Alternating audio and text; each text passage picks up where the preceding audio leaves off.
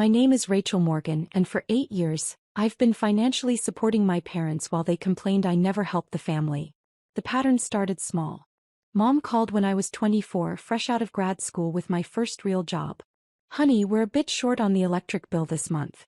Could you help with $150? I sent $150. It was never just that month. By year 2 I was covering their utilities, $380 monthly. By year 3 I'd added their car insurance, $240 monthly.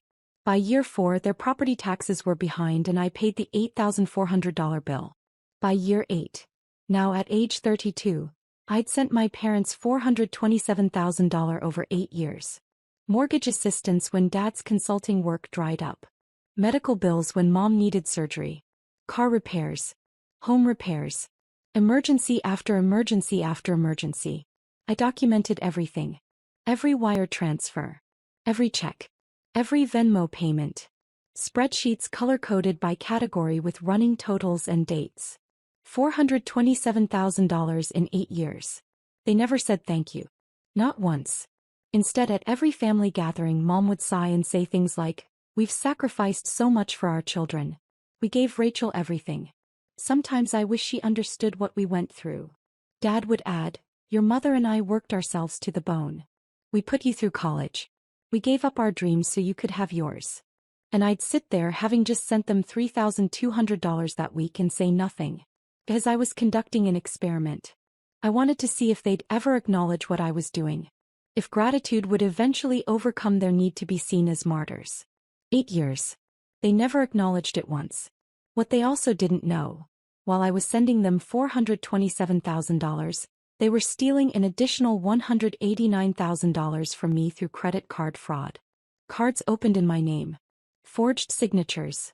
My credit destroyed while they bought furniture, took vacations, and remodeled their kitchen with money I never authorized.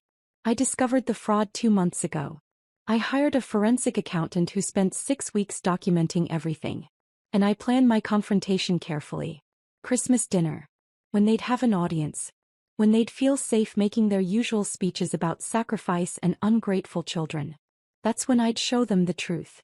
I grew up in suburban Chicago, the only child of 2 people who saw parenthood as an endless sacrifice worthy of eternal gratitude. My father, Thomas Morgan, worked in sales, or tried to. He'd had 6 different jobs by the time I graduated high school, always claiming his employers didn't appreciate his talents. My mother, Linda, was a stay-at-home mom who treated raising one child as if she'd personally ended world hunger. "I gave up my career for you," she'd say, though she'd never actually had a career. She'd worked retail for 2 years before I was born. They lived beyond their means my entire childhood. Big house with a struggling mortgage. New cars every 3 years on loans they couldn't afford. Vacations charged to credit cards they never paid off. By the time I left for college, they had $140,000 in credit card debt. But they blamed circumstances. Bad luck. The economy. Unfair employers. Never their own spending. "We spent everything on you," Mom would say when I questioned their finances. Private school. Dance lessons. College prep courses. Everything we had went to giving you opportunities. Except it didn't. I went to public school. I never took dance lessons. I did community college for 2 years before transferring to state school on scholarships I earned myself. But they rewrote history to cast themselves as martyrs. I worked 3 jobs through college. I graduated with a degree in data analytics and a job offer from a major consulting firm for $72,000 a year. Mom's reaction, "That's nice, honey. I hope you remember that we made all of this possible." Dads, don't forget who supported you while you were in school. They'd supported me by letting me live at home for 2 years of community college, during which I'd paid them $400 monthly rent and bought my own food. I moved to Chicago for my job, got a modest apartment, and started saving aggressively. I lived on $2,500 monthly and invested the rest. That's when the request started. "Honey, the water heater broke. Can you help with $800? Dad's car needs new transmission.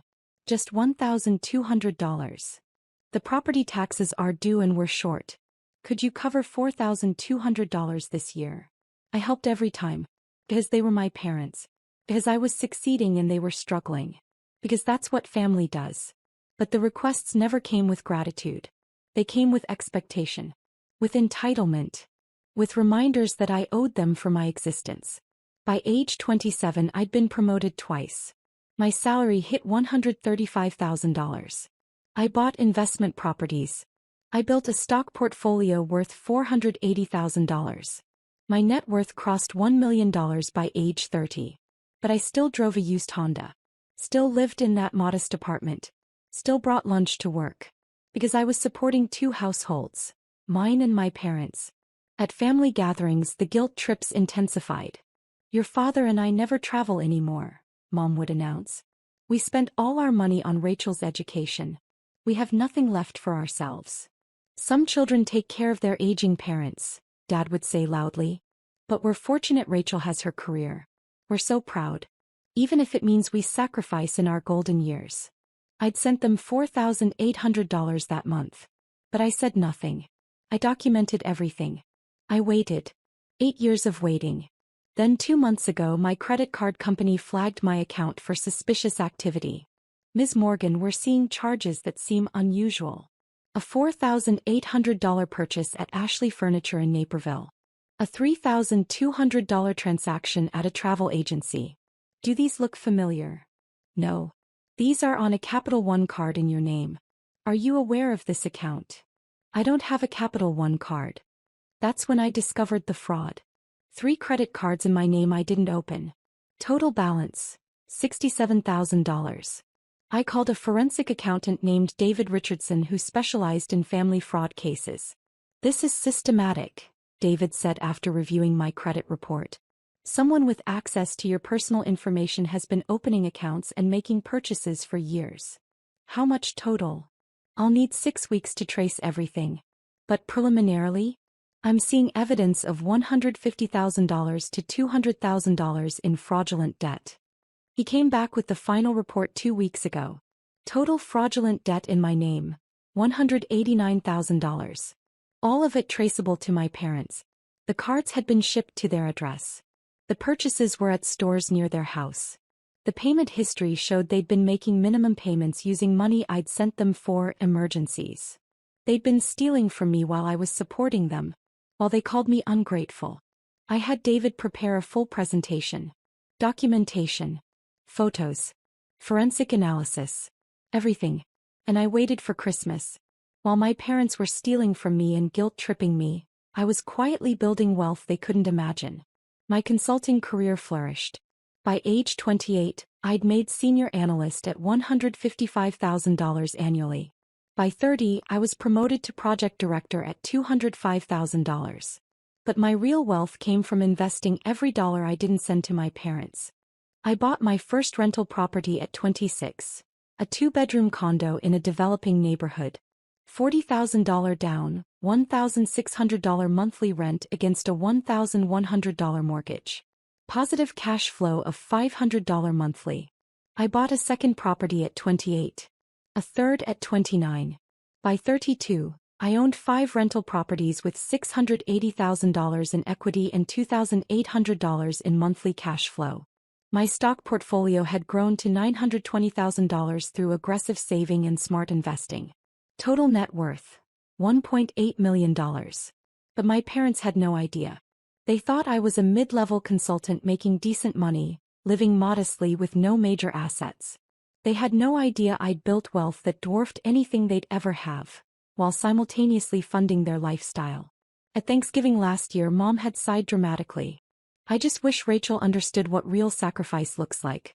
She's so focused on her career. So focused on herself." "We never put ourselves first," Dad agreed. "Everything we did was for her. But some children never learn to give back." I'd sent them $5,200 that week for their furnace replacement. But I smiled and said nothing. Because I was waiting for Christmas. For the perfect moment. For the confrontation I'd been planning for 2 months. Christmas dinner was at my parents' house in Naperville. The guest list included Mom, Dad, my Aunt Carol, Uncle Stephen, and my 2 cousins. I arrived at 4 o'clock carrying wine and a homemade dessert. Mom greeted me with her usual air kiss. "Rachel. So glad you could take time from your busy career to join us." "Wouldn't miss it, Mom." Dinner was served at 6. Turkey, stuffing, all the traditional sides. Small talk about weather and neighborhood gossip. Then, as dessert was being served, Mom cleared her throat. I want to say something before we finish tonight. Everyone turned to her. Your father and I have been reflecting on this past year. On our lives. On what we've sacrificed. Here we go, I thought. We gave Rachel everything, Mom continued, her voice getting emotional. Private education. Public school, Mom. Expensive activities. I paid for my own activities. College tuition. I had scholarships and worked 3 jobs. Mom's face flushed. Rachel, please. I'm trying to make a point. What's your point? My point is that your father and I sacrificed everything for you. We gave up our dreams. We spent our money. We worked ourselves to the bone. And sometimes, just sometimes, I wish you understood what that meant. Dad jumped in. Your mother's right. We never ask for recognition. We never complain. But Rachel, you're 32 years old now. You have a good career. You make good money. And yet what? And yet you never sacrifice for this family, Mom said, her voice cracking. You never give back. You never help. You're so focused on building your own life that you've forgotten about the people who made that life possible. The room went quiet. Aunt Carol looked uncomfortable. My cousins stared at their plates. We sacrificed everything for you, Dad added. Everything. And you give us nothing in return. I set down my fork carefully. Is that what you think? That I give you nothing? Well, not nothing, Mom backpedaled slightly. But Rachel, we're struggling. Your father's consulting work isn't steady. I have medical expenses. We're barely making ends meet. And you have so much. We just wish you'd help your family. Help you, I repeated. Yes. Help us. Sacrifice for us the way we sacrificed for you. I pulled out my phone. What day is it today? December 25th. What does that? December 25th, 2024. And you're saying I've never helped you? Never sacrificed for you. That's what we're saying. I stood up. I need to get something from my car. I'll be right back. I walked out to my car and retrieved my briefcase. The one I'd packed specifically for this moment. When I returned, I also had David Richardson with me. He'd been waiting in his car as planned. Everyone, this is David Richardson, I said. He's a forensic accountant I hired 2 months ago. David has some information to share about family sacrifice. Mom's face went pale. Rachel, what is this? This is the truth, Mom. Something this family seems to have trouble with. David set his briefcase on the dining table and pulled out a folder. Good evening, everyone. I apologize for the intrusion on Christmas, but Ms. Morgan asked me to present these findings in a family setting. He opened the first folder and pulled out a bound report. Over the past 8 years, Rachel Morgan has provided financial support to her parents totaling $427,000. The room went completely silent. That breaks down to approximately $53,400 annually, or $4,450 monthly, though the amounts varied by need. He pulled out detailed spreadsheets and placed them on the table. Mortgage assistance. $168,000 over 8 years when Mr. Morgan's consulting income was insufficient. Utility payments. $36,480. $380 monthly for 96 months. Insurance payments. $23,040. Car and home insurance when payments were missed. Property tax payments. $42,000. Covering 5 years when payments were late or missed entirely. Medical expenses. $67,000. Co-pays, deductibles and procedures not covered by insurance. Emergency expenses. $90,480. Car repairs, home repairs, appliance replacements and other urgent needs. He laid each category's documentation on the table. Total. $427,000 in documented financial support over 8 years. All from Ms. Morgan to her parents. Aunt Carol's mouth was hanging open. My cousins looked stunned. Mom found her voice. We didn't ask for all that. Actually, you did, I said quietly. I have 8 years of text messages and emails. Every request. Every emergency. Every guilt trip about how you sacrificed for me. David continued. Now the second part of my findings. He opened another folder. This one was thicker.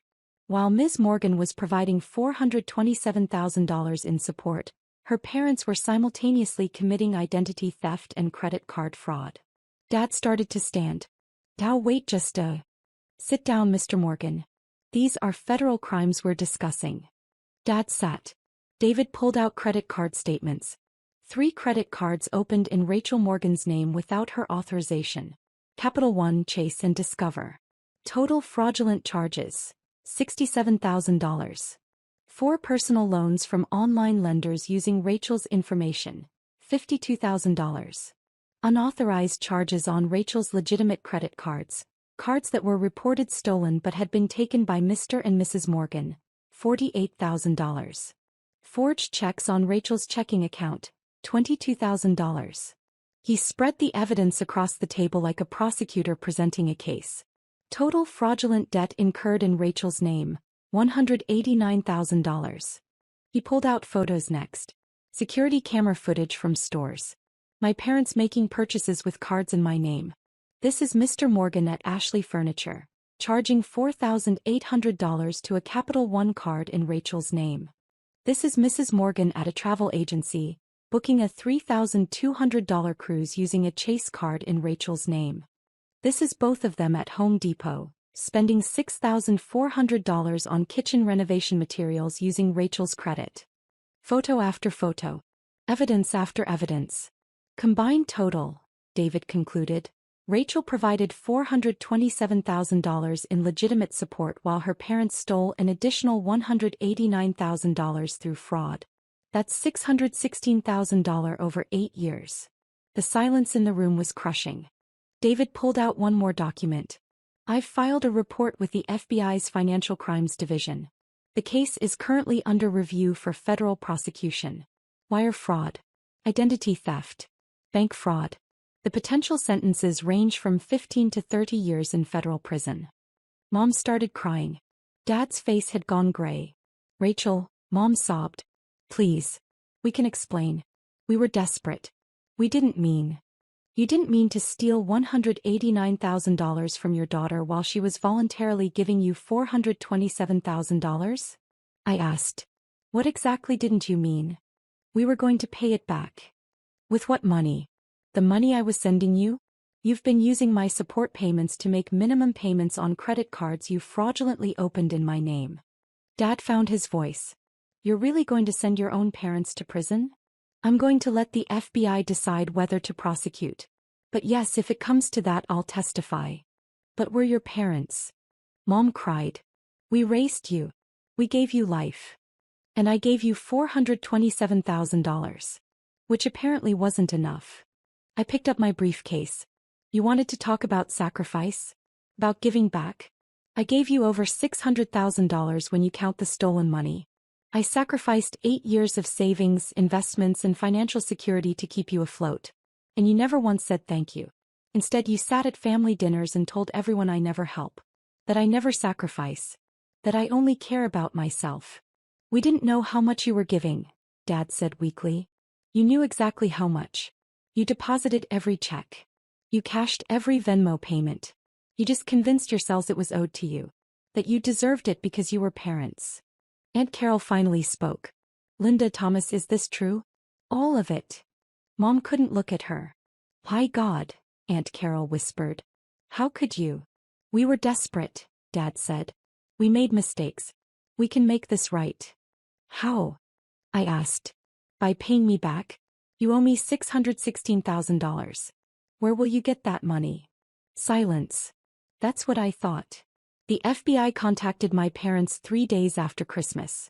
Special Agent Mitchell and Special Agent Torres arrived at their house to interview them about the fraud charges.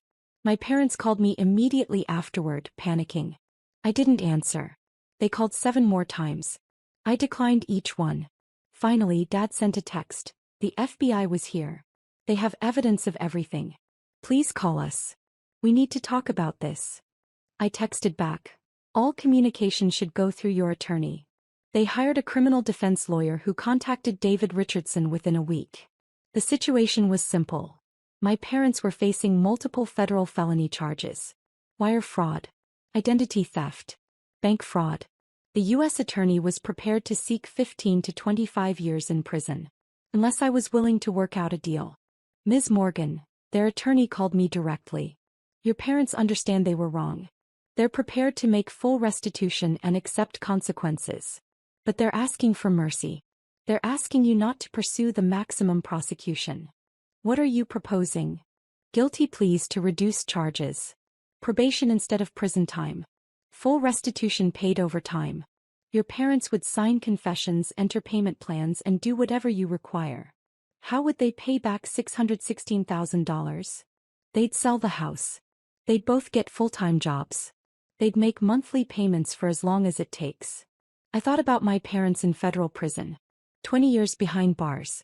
Missing the rest of their lives. Part of me thought they deserved it. But a larger part of me just wanted them to understand what they'd done. I'll consider it, I said. But I have conditions. 2 weeks later we met with attorneys present. My parents, their lawyer David Richardson, and my attorney Sharon Chin. Here are my terms, I said. You plead guilty to fraud charges. Federal charges with reduced sentencing recommendations. 5 years probation instead of prison. Both parents nodded eagerly. You sell the house. The equity after paying off your mortgage is approximately $180,000. That money goes directly to me as partial restitution. But where will we live? Mom asked. You'll rent, like millions of people do. You'll downsize. You'll live within your means for the first time in your lives. Okay, Dad said quietly. Second, you both get full-time jobs. Real jobs with steady paychecks. You work until you can make meaningful payments on the debt. We're 64 years old. Then you'll work until you're 74 if that's what it takes. You committed federal crimes. You're lucky I'm not letting you go to prison. They nodded. Third, you enter a payment plan.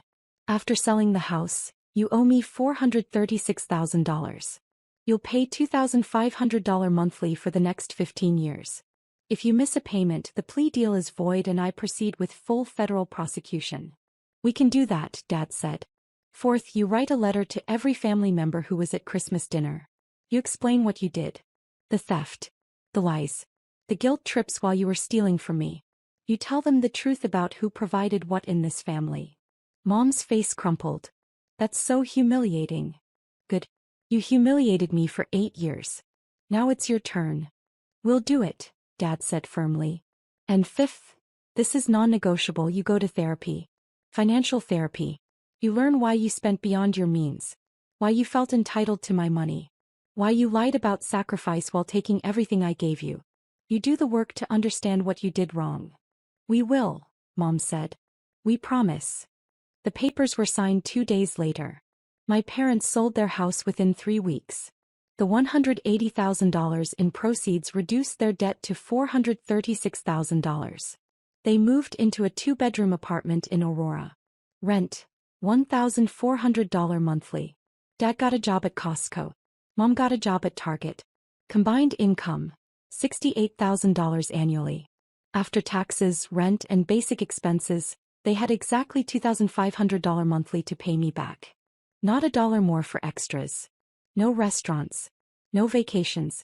No new furniture. The first payment arrived on time. So did the second. And the third. 15 years of payments ahead of them. The letters to family members went out 1 week after the plea deal. Aunt Carol called me crying. Rachel, I had no idea. All those years they were taking from you while complaining you weren't helping. I'm so sorry we believed them. It's okay, I said. They were convincing. You're so much more generous than they deserved. Maybe. But I didn't want to become bitter. I wanted them to face the truth and make it right. 3 months after the plea deal, Mom sent me a text. We finished our first month of financial therapy. Our therapist says we have entitlement mentality and victim complex. He's right. We're working on it. Thank you for not giving up on us. I didn't respond immediately. But later that week I texted back, I'm glad you're doing the work. 6 months in, Dad called me. Rachel, can we meet for coffee? No expectations. Just coffee. We met at a Starbucks near my apartment. They looked different. Older, yes. But also humbler. Dad wore a Costco employee vest. Mom's manicure was gone, her hair simply styled. Thank you for meeting us, Dad said. What did you want to talk about? We wanted to apologize. In person. Not because we have to. Because we need to. Mom's eyes were red. We spent your entire life telling you that you owed us. That we sacrificed for you. That you should be grateful. But the truth is you sacrificed for us. You gave us everything and we never even said thank you. We were so focused on being victims, Dad added. On being martyrs. On maintaining the story that we'd given up everything for you. We couldn't see what you were actually doing. Because acknowledging it meant admitting we needed you, Mom said. And we wanted to be the strong ones. The parents. The ones who sacrifice. Working at Target has been humbling, she continued. Standing on my feet for 8 hours taking orders from managers half my age living paycheck to paycheck. This is what real sacrifice looks like. And you were doing this for us, sacrificing your financial future, while we stole from you.